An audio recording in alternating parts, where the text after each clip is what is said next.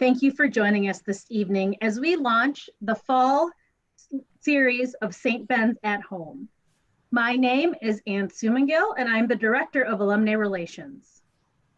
Before we begin today's session, please note that there will be time for questions toward the end of the presentation. So if you have questions for the presenters, please click the Ask a Question button at the bottom of your screen. Please note that you may need to exit out of the full screen view in order to see the Ask a Question button.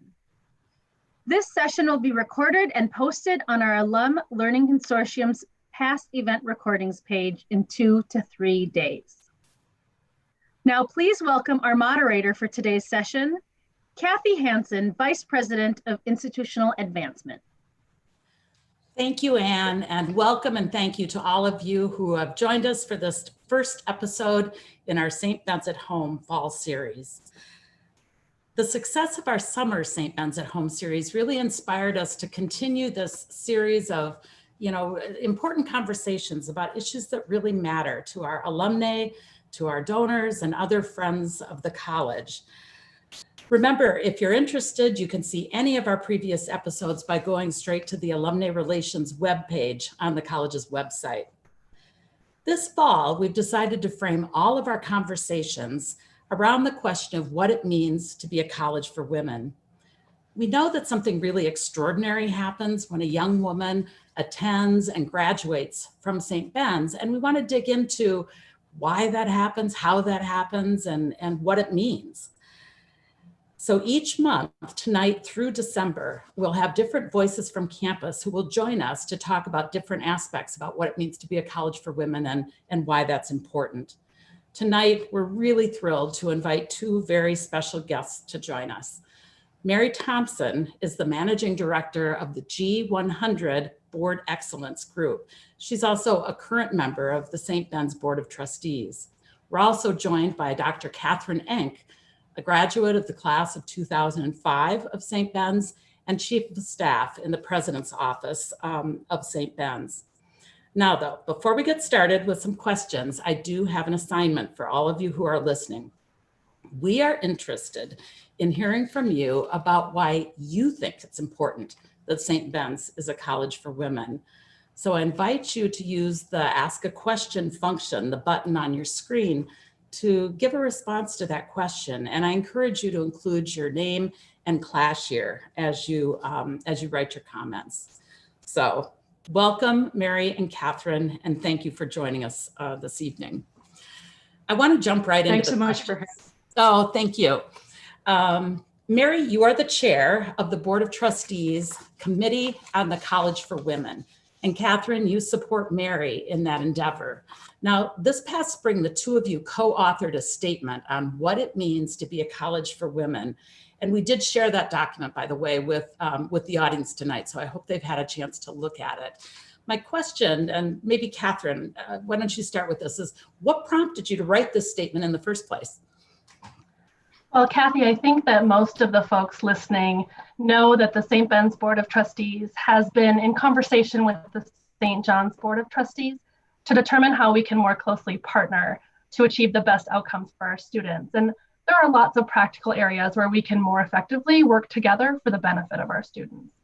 But as those conversations progress, we also thought it was so important to state explicitly at the governance level, the things that are non-negotiable for us as a college for women, the commitments that we make at St. Ben's to women's education that won't be compromised no matter what structure we have, what partners we have.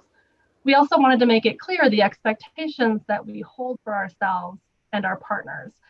So the statement outlines St. Ben's commitment to serving all women, our desire to amplify the voices of women, our women-centeredness, our commitment to women's issues, and our development of women as leaders. And none of the content there is new. It's simply the clear documentation of what St. Ben's has aspired to as a college for women for a while. I think, though, that the urgency we felt around crafting the statement now was somewhat new. In the wake of the Me Too movement, with waning numbers of women's colleges nationally, and with renewed attention to systems of privilege and oppression and structural inequity in our world. I also felt, oh, sorry, Kathy. No, I go also on. felt some responsibility to craft this statement, given what I had heard from alumni through our college's centennial year and the Illuminating Lives campaign. I think one of the great opportunities of those two celebrations is that those of us who work at the college have had an excellent opportunity to hear from St. Ben's, hear from students and alums what's so important about the St. Ben's experience in their lives. And so as I was writing the statement, I heard the voices of other alums in my head talking about the value of the women-centered experience that they had over the decades. You've raised there's a lot of meat in what you just said, and we're going to come back to so many of the points that you raised. But before we dig into that, I'm interested in hearing, well, at first I want to let the audience know that you should know that the Committee for Women, the Committee on the College for Women, unanimously approved the statement that Mary and Kathryn co-authored, and subsequently it was unanimously approved by the entire Board of Trustees. So this statement has received kind of authorization at the highest governance levels. But that sort of raised a question for me. And Mary, I'd like to hear from you as a member of the Board of Trustees. What prompted the creation of a board committee, at the level of the board, focused on College for Women? It's a very new committee for us. It is.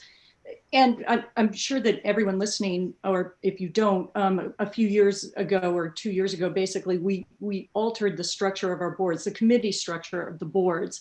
Mm-hmm. And the Committee for the College for Women was something that former President Mary Hinton advocated for. Mm-hmm. And essentially, it is a future-oriented committee, one that is focused on maintaining the vision and mission of the College of Saint Benedict. And so that's why the committee was formed. And in looking at where some of the work that is being done now, again, to bring St. John's and St. Ben's towards strong integration, both Kathryn and I spoke about, what can we do? What can this committee do at the beginning of last year to make our voices heard? And out of this was born this decision to write this statement, which you have credited Kathryn and me in co-authoring, but I should note there were others involved in this as well. A number of our committee members also weighed in on what we were trying to say and had their own input to it. So it is a bit of a group effort, and I would say Kathryn certainly took the lead on it, for which I'm eternally grateful. But again, we do this because as we look to the future of St. Ben's, and as we move towards strong integration, it is important to remember that we will remain a college for women within this structure. And in order to make sure that people understand what this means to us, to our alumni, to our students, and to our future students, we felt it was important to write a statement such as this so people could refer to it and remember it within the context of the community of St. John's and St. Ben's. I think that's so important because, I mean, as someone who works a lot with our alumni and donors, I get that question all the time. Are we going to remain a college for women? So I think having a stake in the ground is really important for that. Kathryn, you tend to hear a lot, I think, from, all parts of the community. And we've, published this statement on the college's website and have shared it really quite widely. And I'm wondering, what are you hearing from people, both inside and outside the campus community? When we posted the statement, I heard first from staff across the institution. Staff, I think, really felt invigorated by the statement. It was sort of affirmed what was most meaningful to us in the work that we do. I gotta be honest, it's been a tough few months. We at the College of Saint Benedict, like everybody else, have been dealing with financial, human, social, cultural impacts of a global pandemic. We've been wrestling with the flaring examples of racism in our state and across the country. And we went through a really important leadership transition from one beloved leader, President Hinton, to another beloved leader, President Heyman. So there's been a lot of difficult, challenging conversations ongoing at the college. And amid that, the statement on what it means to be a college for women felt so concrete and inspirational for the staff who are I think, deeply committed to the college's mission. I had a staff person tell me that it felt a little bit like she was lost in a forest, and we finally saw a guidepost that reminded us where we were going. And I think that something concrete was just so meaningful, actionable, simple in what is a really complicated time. Mary, do you hear, I know the board approved this unanimously, but I'm sure that some of them spoke to you about the content and what it means to them. Have you heard much from the board or others in your circles? Well, again, the board was very supportive of this, and it was interesting as we put out different iterations to members of the board and the comments that would come back. And, first and foremost is remembering the heritage of St. Ben's and the importance of the Benedictine values and why the college was created. And so, as much as the statement is about what we see going forward, what we hold dear to our mission going forward, it is also an acknowledgement of the history of the College of Saint Benedict and its founding sisters. And we wanted to remember that as well, because as all of you know, the college was founded to serve marginalized, a marginalized immigrant population, generally of German descent. But what I found is that in hearing others, their concerns about what would be in the statement, what they found important to include in that, acknowledging our heritage, making sure the Benedictine values were front and center in the statement. All of this just goes to show me a number of things. First and foremost, though, that the alumni and the trustees of this college hold dear a number of key elements that make this college unique. The Benedictine values, the founding mission of the sisters, and what they expect of their students and their alumni when they leave the school. You could imagine a board issuing a statement like this that would just sort of be filed away and kind of tossed. And I think our Bennies, our community, is quite reflective and takes these statements seriously. And we'll talk more about how we might be able to make use of it. But you bring up the sort of the beginnings of the statement. Again, I hope everyone's had a chance to look at it. But let's jump to that and dig into that a little bit right now. You're absolutely right. The opening paragraph of the statement makes pretty clear that it's really kind of in the DNA of St. Ben's to educate the disenfranchised. I mean, women could not vote then, the marginalized. These were immigrant daughters. Perhaps English was not even being spoken in their homes. And they probably were told, very often that a college education would be wasted on them. So you're absolutely right. This was part of our mission from the very DNA. So let's dig a little more into that. Like, what does it mean to really claim that heritage? What does that mean to you? Maybe, Mary, why don't you start? But I'd like to hear from you, Kathryn, as well. But Mary. Well, first of all, I want to give a hat tip to my fellow trustee, Ann Crump, who actually pointed this out and said, we need to have this at the top. Right. And so I want to thank her for that in reviewing this statement. But when any institution should look to its history, and whether the history is one that they feel they need to improve upon or one they can build on, they should use that as a cornerstone. St. Ben's has a history that they can build on in serving people who may not have had the opportunity to be educated, and sent them out into the world primarily to be teachers in Catholic school. And since then, they have built on that founding mission of the sisters to send out into the world well-educated women to make a difference, not only in the classroom, but in hospitals, but in corporations, etc. So again, any institution looks to its past. Is it a past that we want to build on? Is it a past that we want to build on from that it was not a good past and we can improve ourselves? Mm-hmm. We can always improve ourselves, but again, there is a core mission to St. Ben's that we can build on, and we will continue to do so. That idea of building on our heritage, I think, is an important one. And Kathryn, you alluded earlier to the importance that this statement has as we think about issues of diversity, transformative inclusion, and equity, not only on our campus, but in fact in our society. And so I want to dig into that, because when you think back about into our to our heritage, you know, I think we did a very good job of figuring out how we could really serve white women who are disenfranchised and who desired a higher education. But we probably have some work to do when it comes to how we support women of color.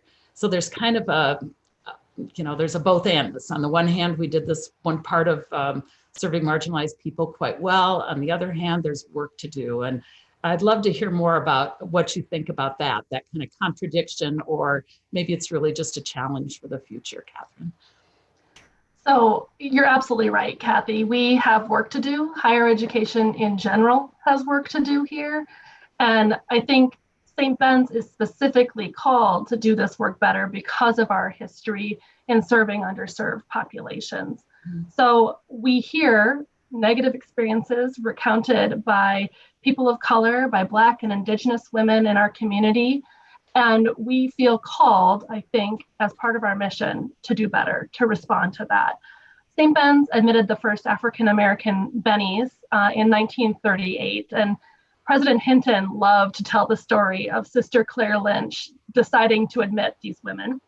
And Sister Claire wrote, and I'll quote her here, "St. Benedict's professes to be a Catholic college. As such, it tries to inculcate and live the teachings of the church, which condemn racial discrimination as unjust, immoral, and unchristian. We are certain that our status as a Catholic college will be but improved by an act which is, after all, only outward evidence of our belief in Christian, not to say Catholic principles." I think the fact that Sister Claire laid out that legacy for us 80 years ago really calls us to action in the current moment, where we are once again being questioned about our ability to be anti-racist institutions. I will say that we've achieved some things recently that I'm really proud of. The College of Saint Benedict has an 87% retention rate for American students of color. That is nearly equal to the retention rate for white students. And it's significantly higher than our peers. It's proof that we can eliminate a persistent achievement gap in higher education.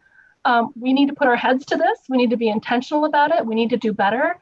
But I think we also have a very compelling voice to speak from a place of our values about our role in dismantling racism here at the College of Saint Benedict. That's really important. I think it's also important to note that Sister Claire Lynch didn't write that in a vacuum, right? She was actually writing in response to a very firm letter from I believe it was the St. Paul chapter, alumni chapter, who were objecting to the admission of 2 African-American women to St. Ben's. And Sister Claire Lynch stood firm in the face of that, and really outlined not only what she was doing and why she was doing it, but how it's actually grounded in our very Catholic and Benedictine identity. So she stood up, you know, in order to make that case. So it's a great story to tell. I want to circle back to some conversation we were having earlier about how this was received in the broader community.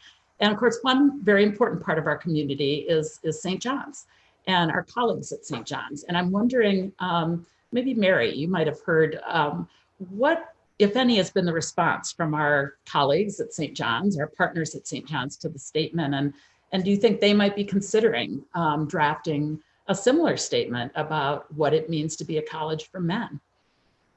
Well, the trustees at St. John's were aware that we are doing this, and there was enthusiasm among some of the trustees to explore the chance to also write a statement for what it means to be a college for men. And so when you hear that kind of response, you understand that they appreciate our effort. You hope they appreciate, at least the ones that I've spoken to, have appreciated our effort to do so.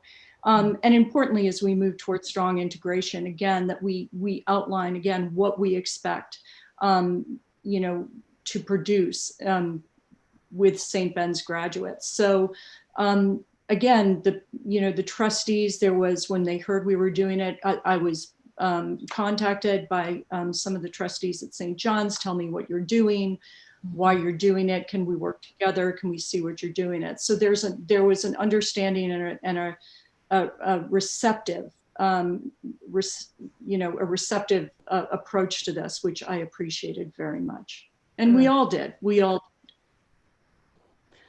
You know, speaking of St. John's, this kind of brings up a question that I get, occasionally from, folks that I'm not talking to. As you know, as everyone listening knows, one of the really distinctive qualities of a St. Ben's and St. John's education is the fact that we have a fully joint academic program. And the classes include women and men. And so the question sometimes comes up, given that, are we truly a college for women? I mean, what's distinctive about how we support women when a lot of bennies, I mean, for probably most of our bennies, a whole lot of their day is spent in what looks like a pretty traditional co-ed academic environment. So what do you make of that? And I think maybe Mary or Kathryn, either one of you. Kathryn, why don't you jump in on that? Well, I think research on experiences at American women's colleges is very clear. It finds important benefits of attending a college for women. But I don't think those benefits just happen because women's colleges are women-only spaces, right? It requires an ongoing and specific focus on effective educational practices with women at the center.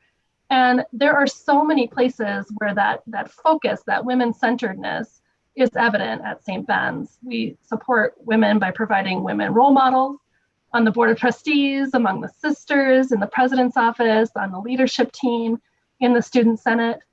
We support women by providing space for women to excel as athletes and not as a second class to the male athletes, right? We do women athletics here with women at the center. We support women by designing housing that is just for them, that is intended to serve their needs. We support women by providing campus ministry opportunities designed with them in mind. While our classes are co-ed, I think we also can support women by acknowledging that socialized and gendered understandings of who they are as students comes with them into the classroom and must be addressed in the classroom, even in a coeducational environment. So we help both women and men in those coeducational classrooms identify and exceed the socialized expectations for their gender. Thanks. I think to be clear, Kathy, that I think any part of this statement that we've designed could be adopted by a coeducational college who made a clear commitment to focusing on women. But the truth is, all too often, colleges don't do that, right? Most higher education institutions just weren't built for women. At St. Ben's, we are. Right. No, that's true. Mary, what would you say? What's distinctive about how we support women, even though we have this fully joint co-ed academic experience? Well, a lot of what Kathryn said certainly covers it. I'd like to emphasize the idea of space. And you have this space specifically for women, a space where they be heard by other women or men, should they be, in that space at that time. But we like to consider this a safe space for them to grow, for them to express themselves, to become leaders, to become athletes, etc. And maintaining that space as a college for women is critical. And that helps to set St. Ben's apart. What also sets St. Ben's apart is that you do have this joint academic experience. And, it may be trite to say it's the best of both worlds, but as you continue to develop as an adult, many women find that space, that place where they can feel safe, to be very helpful in allowing them to become stronger adults. That's a great lead into the next question I wanted to ask, because something I often hear from alums is that it really wasn't until they were on campus, and perhaps even more after they graduated, that they fully understood the positive impact of their experience attending a college for women. And so, oftentimes let's say a 17-year-old may not understand why that's something they can consider, or, you know, even kind of worth their time, that something special would come out of it.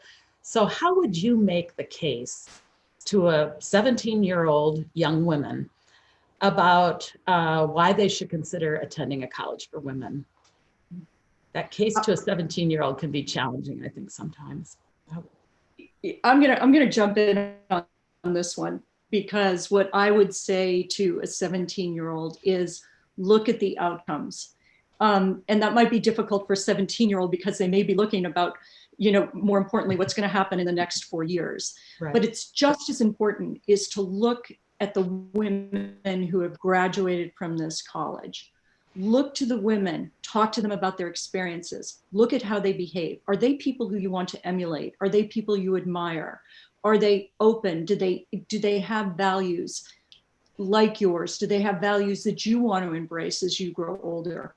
Look to the outcomes, because they would be, I think they would be overwhelmed at how good those outcomes are from the College of Saint Benedict. And that alone would be a reason for them to apply.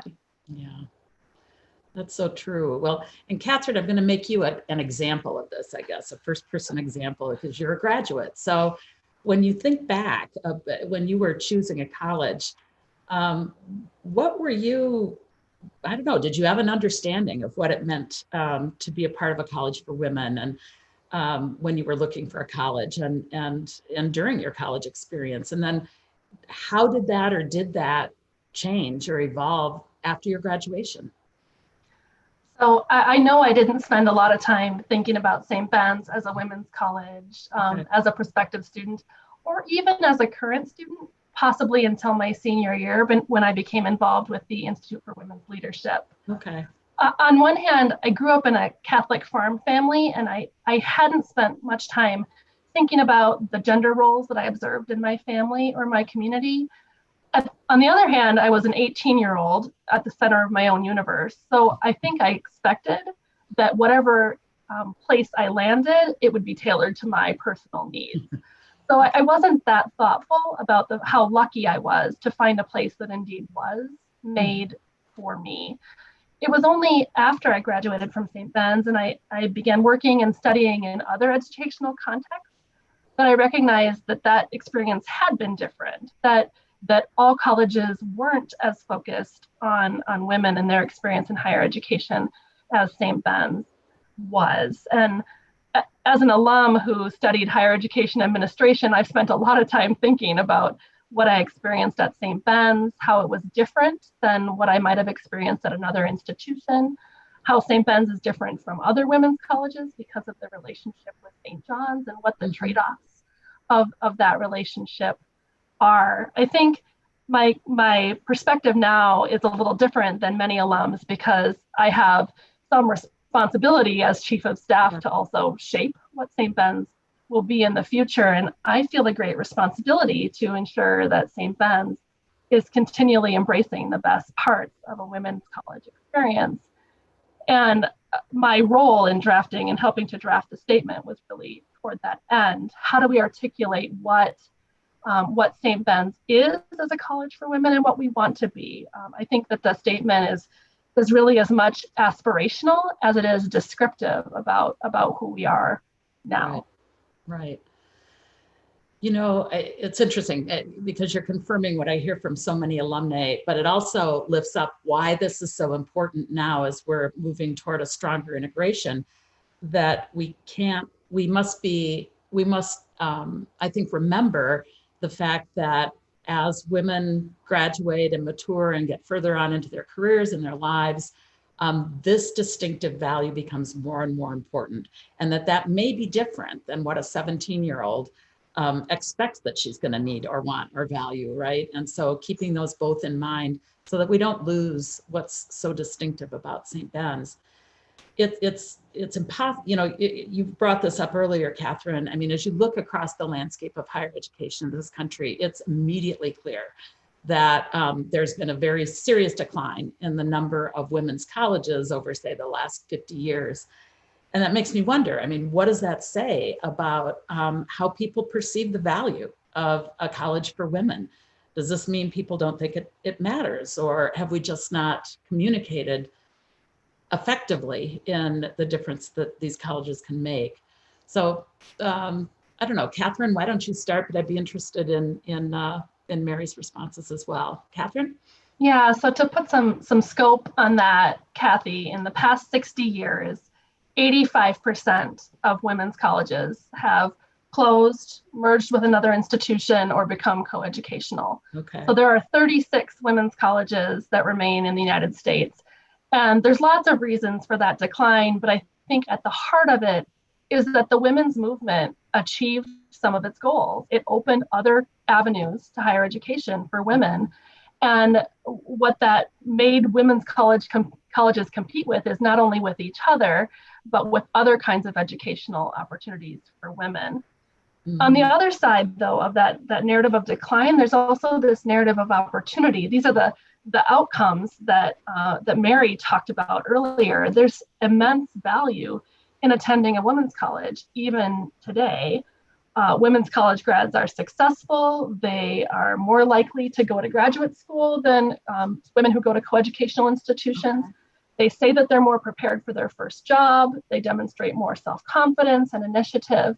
Those outcomes have not diminished as the number of colleges have diminished. Mm-hmm. I think the last point I make here too, before I pass it to Mary, is that it's important to acknowledge that in the US, women's colleges particularly achieve differential outcomes for those who have been less well-served in higher education.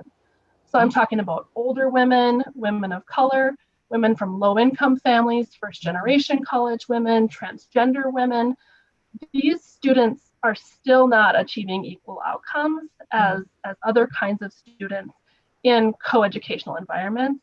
And it's very clear from research that women's colleges remain the place for them to get a differential, better education. Well, and that would be illustrated by the statistics you cited earlier about the retention rate for our women of color being very nearly the retention rate for our majority white students as well. So clearly there's something distinctive happening at St. Ben's by that one metric about how we're serving women who've not been well served in higher education.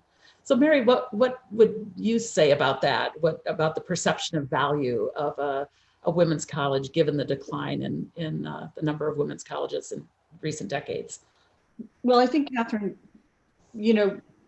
right, Kathryn brought up an interesting point about how part of this is an outcome of the women's movement and allowing women to have the same opportunities that men did in various educational institutions. Part of the decline certainly was financial because the women's colleges were not, as well off as some of the traditionally male colleges. So this is an outcome of that.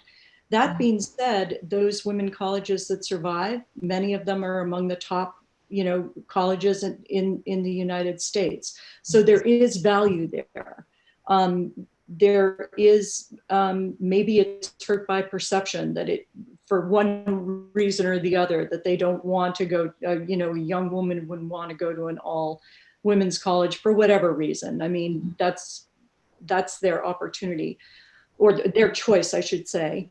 But the perception that they are somehow second rate, I think is not correct, because there are too many good women's or excellent women's colleges out there, St. Ben's included. And to Kathryn's point, there is an opportunity here, especially at a time where you have the Me Too movement, where you have, once again, this idea, are we really where we want to be when it comes to gender equity, and what kind of role do women's colleges have to play in achieving this? And many would say a very valuable one.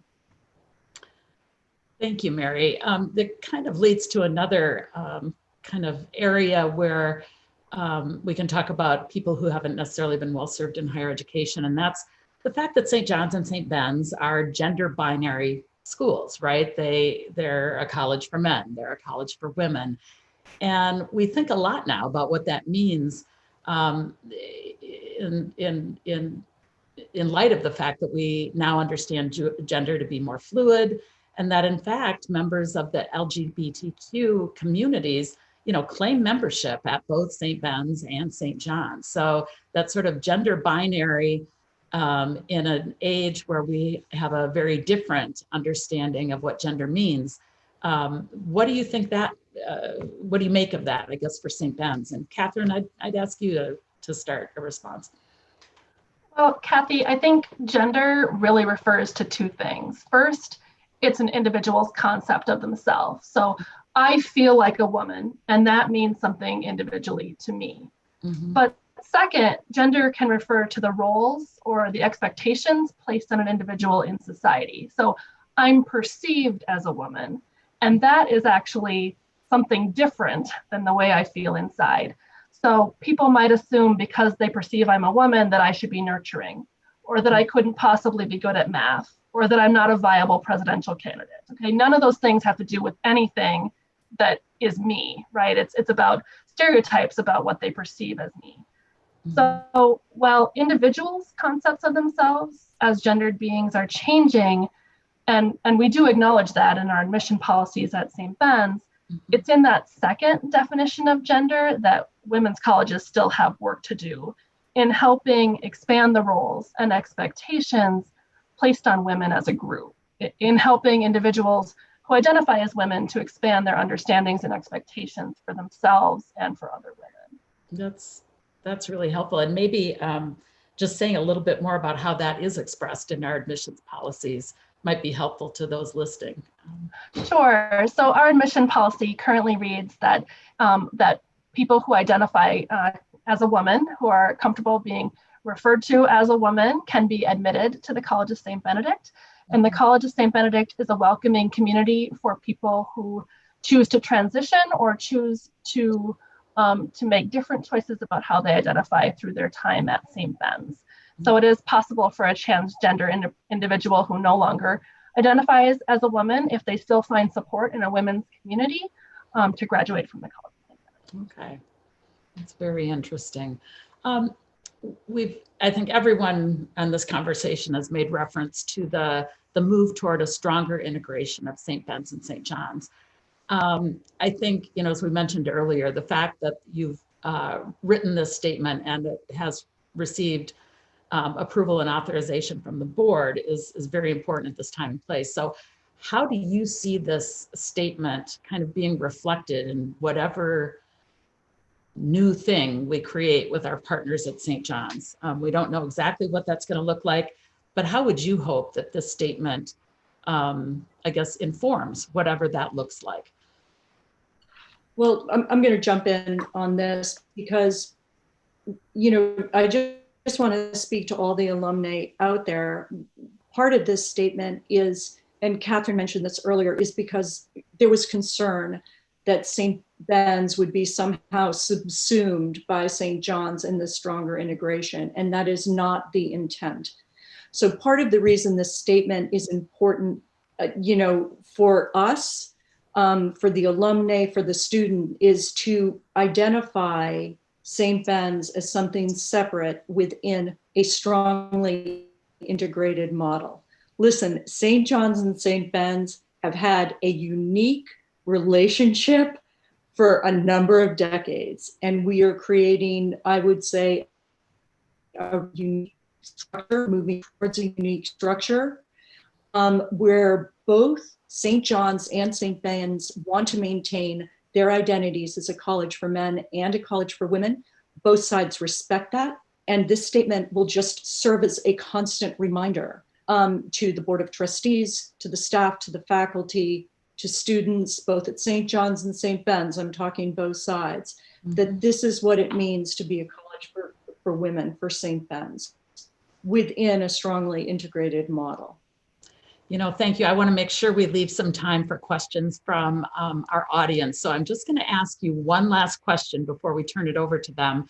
And it's a question that we're going to ask all of our guests over the course of this fall series. So I'd like to know what your favorite place on campus is. Maybe Mary, you can go first, and then Kathryn. That's very easy for me. It's Sacred Heart Chapel I find a great deal of peace when I'm sitting in there, and I think about the sisters and what they have done, what they founded, and as a trustee, what my responsibility is to make sure the institution that they founded thrives. And when I'm in there, I'm just reminded of it every day. And I'm reminded of the remarkable women that pass through those doors, the sisters, the students, the staff, the faculty. It's a lovely place to be. Thank you, Mary. Kathryn, your favorite place?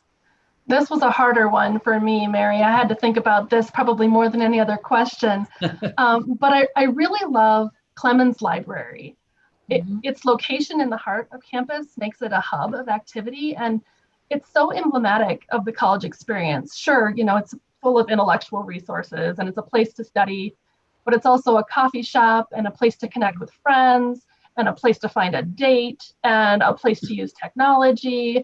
And I really think if you look at Clemens Library and the activity that happens there, it really shows you what's happening across campus. Oh, thank you, Kathryn. And now I'm going to open up the questions to the audience. And I wonder, Anne, has anyone submitted questions or maybe shared their thoughts about what it means to be a college for women? Yes, they have. And just before I start asking questions, just want to remind everyone that if you do have questions for the presenters, please click the Ask a Question button at the bottom of your screen. Some of you might have to get out of the full screen mode in order to do that. So let's start with this question. What do you want alumni to do with this statement? Feel free I'll start, if that's okay, Mary. I want alums to read the statement, and I want them to share it with the prospective students in their lives. I'm an alum, so I know that for a long time, what I said when people asked me about St. Ben's and it being a college for women, I would say something apologetic. I would say something like, oh, we're not really a college for women. We have our partners through the woods and you'll get to spend time with men. It's really, you know, it's not that kind of place.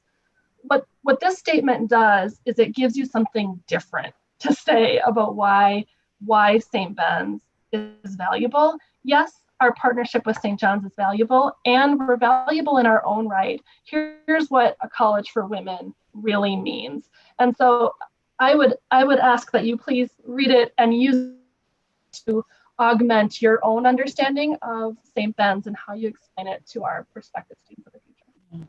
Good. I would hope that, you know, I would hope that the alumni do just as Kathryn said, but also I think on a personal note, you know, as we go through life, there are times when you lose your way a little bit.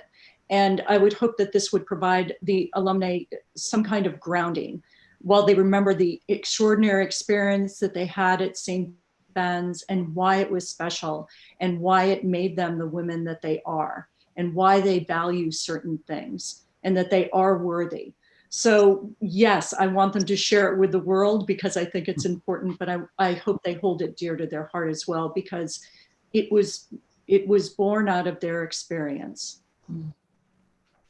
Thanks, Mary. And do we have more questions? I'm going to start with one of the statements that we have from the question section, but it is a statement from Jessica from class of 2008. She says, going to CSB allowed me the opportunity to grow as a young woman, to develop wonderful friendships with other women, and a place to discuss issues that affect women. As women, we challenge each other, but didn't compete with each other. CSB is where I embraced my feminist perspective, and through classes and discussions with friends, formal and informal, I continued to learn and clarify my beliefs and values. At CSB, I became a leader, and I wasn't afraid to share my opinion and to expect nothing less than, quote, just because I was female, unquote. That's great. Yes, Jessica sounds like an exemplar of Benny.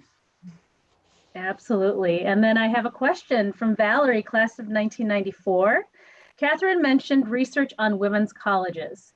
Has St. Ben's contributed to this research? If so, how? If not, how could we? Great question, Valerie. This is a personal agenda item of mine because much of my research is actually on women's colleges and the experiences that people have at contemporary women's colleges. This is an area that's ripe for research because much of the data that we rely on about women's colleges is several decades old. And as you know, there's been a lot of change in the sector. So I had the great privilege of working last summer on a project for the Women's College Coalition, where I researched the access and opportunity that women's colleges provide. And much of the data that I shared today is from that work, which will be published later this year. So I'm really honored that part of my role here at the College of Saint Benedict is to perpetuate research about the value of a women's college experience, both at St. Ben's and across the country. Mary, any thoughts about either the statement earlier or Ann's question? No, I think what Kathryn said, first of all, I'm really excited that there's going to be some new research coming out about it, because when you keep going back decades and you're trying to make a point, you obviously go to research. And so to know that there would be something new and revised, refreshed, et cetera, coming out is certainly a positive.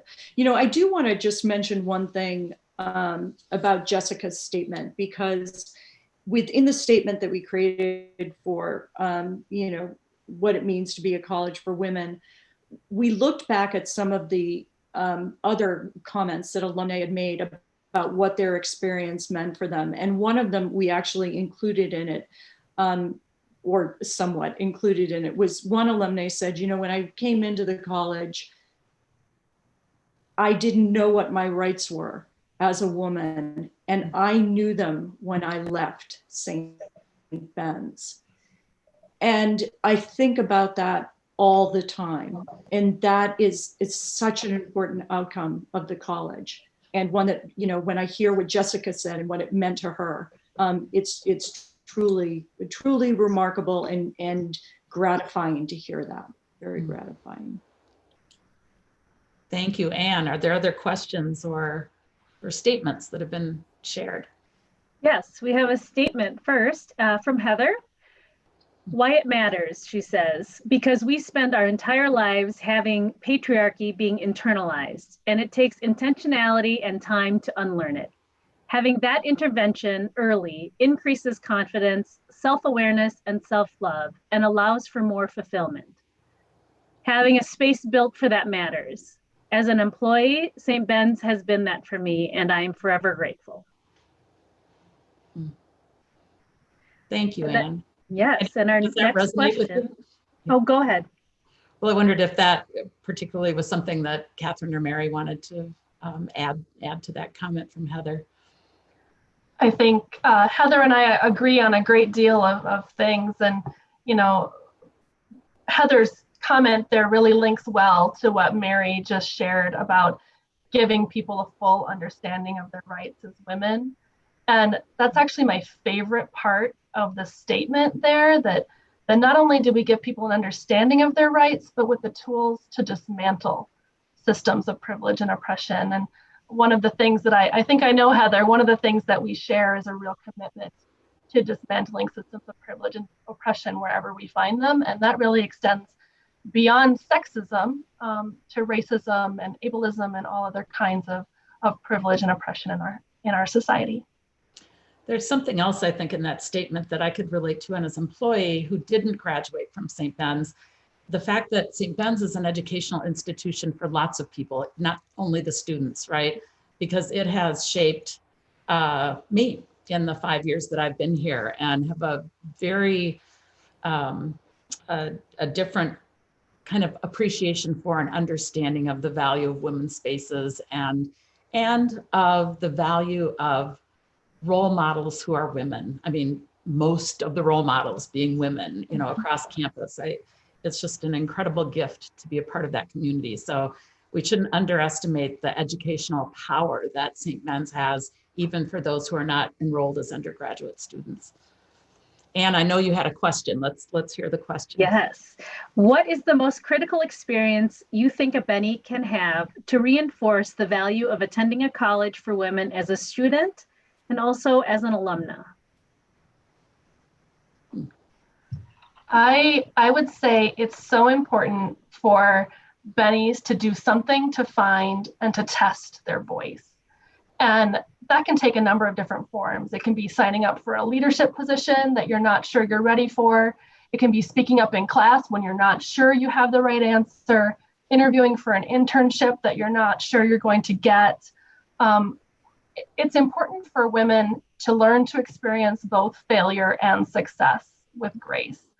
And then once you've developed your confident voice, it's important for women to use it in support of other women. And our work as alumni is not only to achieve our own life goals, but to give a hand to other women along their own paths. And I think that whatever Bennies can do to find their own voice and then to use it in defense of others is so valuable.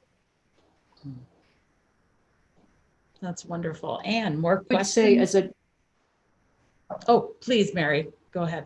No, I was going to, I don't mean to step on it, but what Kathryn was saying is so important.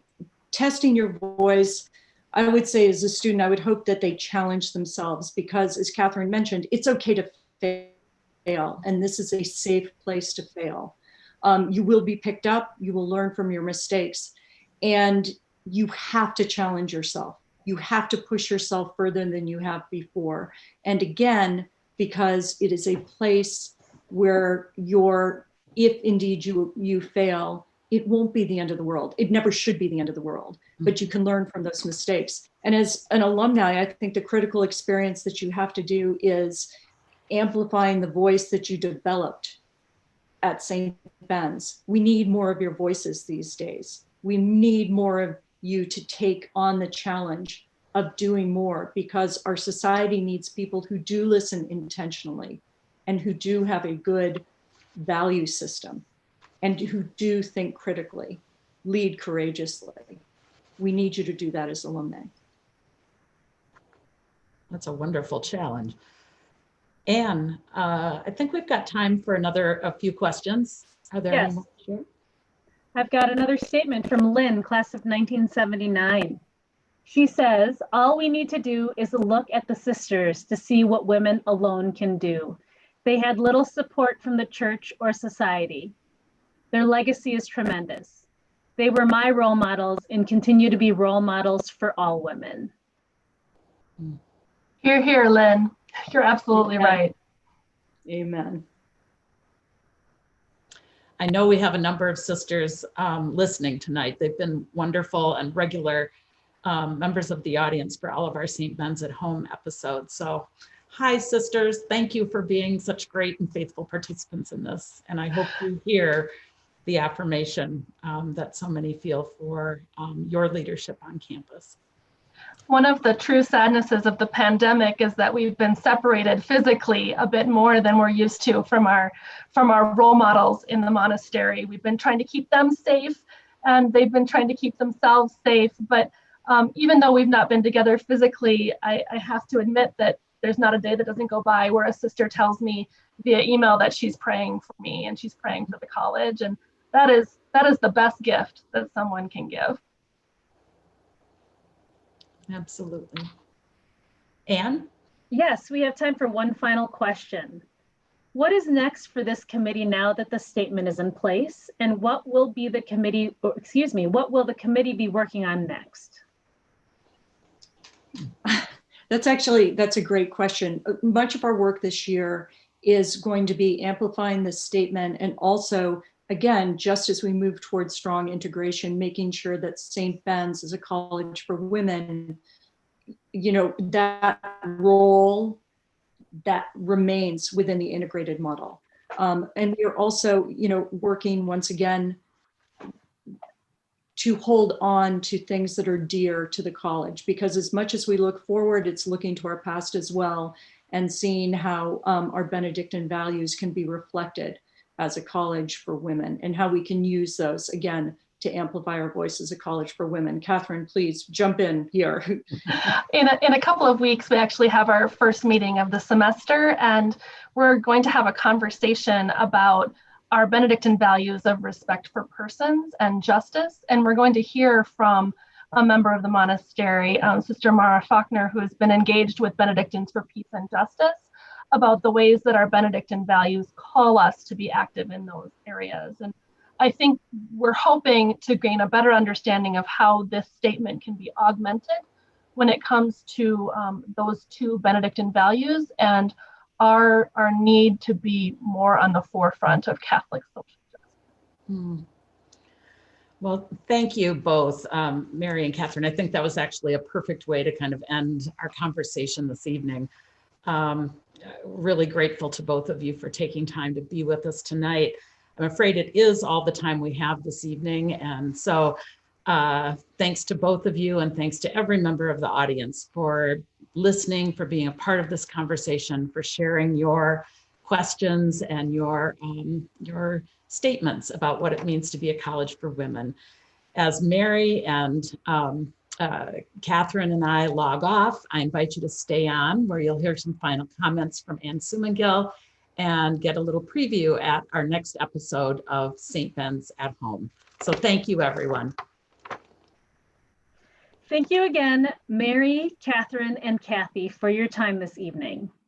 Audience, you can share additional questions or comments on tonight's episode through the evaluation form that will be emailed to you by the Alumni Relations team. Please join us next month on Tuesday, October 20th, when Interim President Lori Heyman will return to St. Ben's at Home to talk about her first 3 months on the job and how being a college for women impacts her role and decisions she's making during a very challenging time in higher education. We are able to offer this online event free of charge due to the generous support from alumni and friends. If you hadn't had a chance to make a gift yet this year, then please go to givecsb.com and save the date for our Give CSB Day on October 14. You can find additional details about the St. Ben's at Home series on our new landing page listed here. We'll also share this link in the evaluation email you will receive tomorrow. Thank you all for attending.